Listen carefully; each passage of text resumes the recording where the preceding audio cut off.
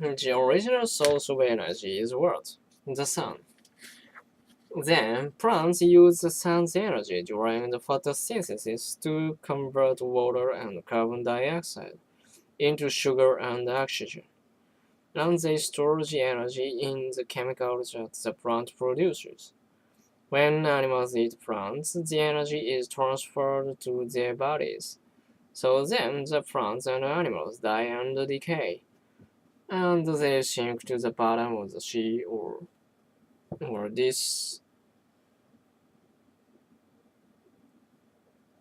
disintegrate into the soil, and then they are covered by more and more sediments, and as rivers deposit mud and sand into the sea, or the sea advance and retreat.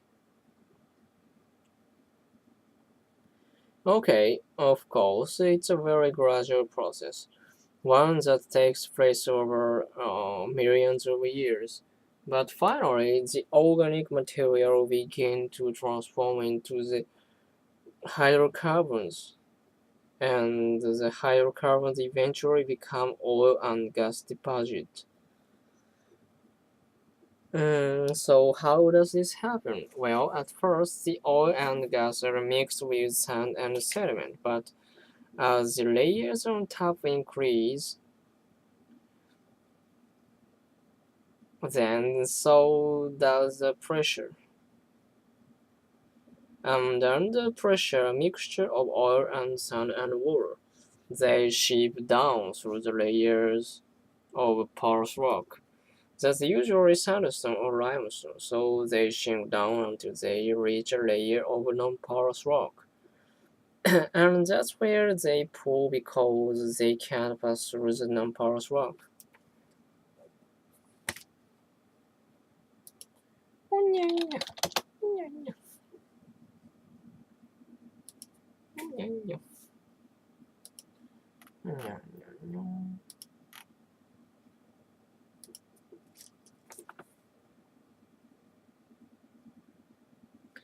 Because they can't pass through the non-porous rock. Okay, sometimes there are breaks in the layers of rocks, and the breaks allow oil and gas to bubble up.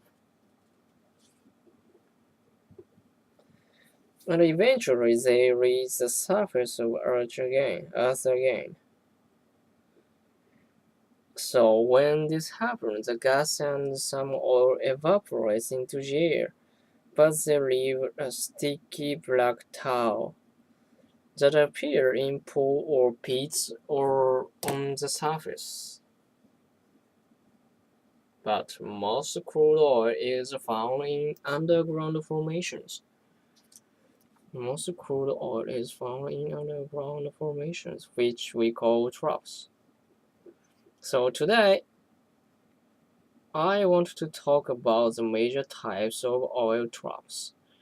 In all the different types of troughs, the oil collects in porous rocks, along with gas and water. And over time, the oil moves out towards the surface of the earth through cracks and holes in the porous rock until it reaches the non-porous rock deposit. And the non-porous rock, remember, it won't allow the oil to continue moving.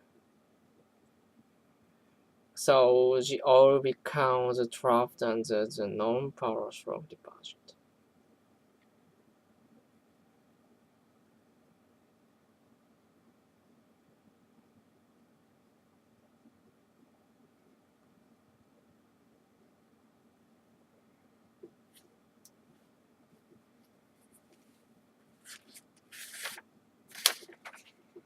Hmm.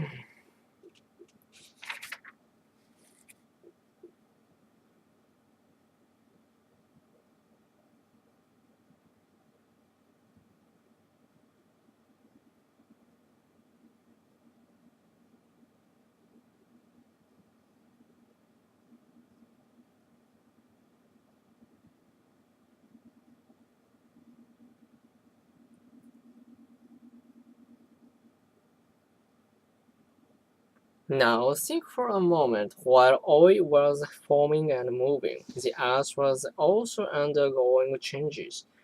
In fact, there are enormous movements of the crust as the center began to cool. When folding happened, well, it was like the earth fell back onto itself. And when folding happened, it was, well, one layer was forced by rock above down through the layers below.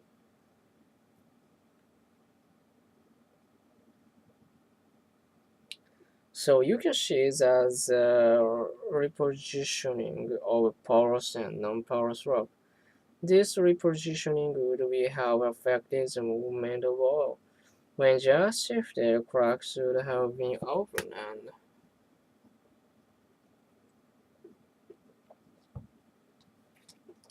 drop over channels that had previously been used as a pathway for transfer of oil and gas to the surface.